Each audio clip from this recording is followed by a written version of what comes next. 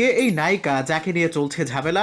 10 বছর পর ফের উইম্বলডন কোর্টে বিরাট কোহলি। এবার যদিও স্ত্রী আনুশকা শর্মা ছিলেন সঙ্গে, ইতিমধ্যেই টেনিস চ্যাম্পিয়নশিপের মাঠে বিরাট আনুশকার একাধিক ছবি ভাইরাল হয়েছে।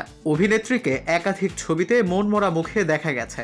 অনুমতি না দিয়ে সে ছবি প্রকাশ্যে নিয়ে আসায় তীব্র নিন্দা করেছেন এই নায়িকা। এর মধ্যে অন্য কিছু দেখছেন নিন্দুকেরা। বিরাট আনুশকার সম্পর্কে নাকি তৃতীয় ব্যক্তির ছায়া। উইম্বলডনের কোর্টেও নাকি পৌঁছে গেলেন সেই তরুণী নায়িকা।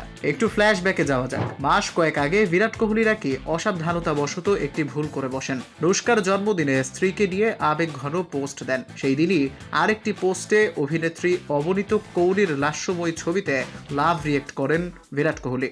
আইপিএল এর মাঝে কোহলিকে নিয়ে হঠাৎ হইচই শুরু হয়। অনেকে কোহলির রিয়েক্ট করা পোস্টে আনুশকাকে ট্যাগ করে দেন। পরিস্থিতি অন্যদিকে যাচ্ছে বুঝে সামাজিক যোগাযোগ মাধ্যমে ব্যাখ্যা দিতে বাধ্য হন ভারতীয় দলের প্রাক্তন এই সুপারস্টার। তিনি লিখেন, ফিড পরিষ্কার করার সময় অ্যালগোরিদমের জন্য ভুল করে কিছু একটা ঘটে গিয়েছে। এর পিছনে আমার অন্য কোনো উদ্দেশ্য ছিল না। সকলকে অনুরোধ, এই বিষয়টি নিয়ে অকারণ চর্চা বন্ধ হোক।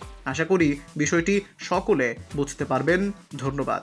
এই ঘটনার পর ফের উইম্বলডনের মাঠে অবনীত ও বিরাট। সাদা পোশাকে দেখা গেল অবনীতকে। ছবি তুলে অভিনেত্রী লেখেন, একটা সুন্দর দিন উইম্বলডনে।